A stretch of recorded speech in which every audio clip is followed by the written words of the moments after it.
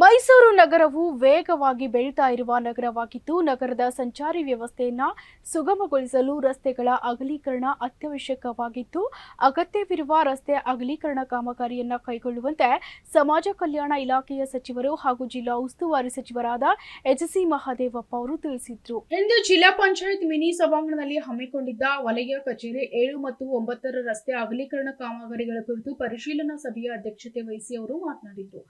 ರಸ್ತೆ ಅಗಲೀಕರಣಕ್ಕೆ ಅಗತ್ಯ ಇರುವ ಜಾಗಕ್ಕೆ ಕುರಿತಂತೆ ಸಂಬಂಧಿಸಿದ ಇಲಾಖೆಗಳ ಪತ್ರ ಬರೆದು ಎನ್ಒಸಿ ಪಡೆದು ರಸ್ತೆ ಕಾಮಗಾರಿ ಪ್ರಾರಂಭಿಸಿ, ಖಾಸಗಿ ಜಾಗ ಇದ್ದ ಪ್ರದೇಶದಲ್ಲಿ ನಿಯಮಾನುಸಾರ ಟಿಡಿಆರ್ ನೀಡಿ ಜಾಗವನ್ನು ಪಡೆದುಕೊಳ್ಳಿ.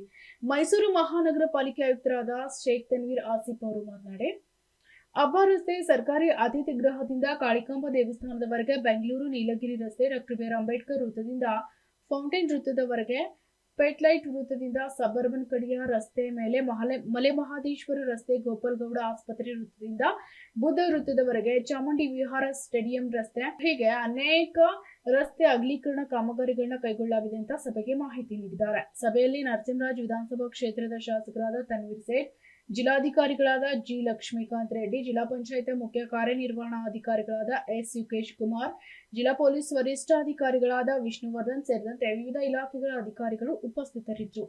Bureau report, SSV news.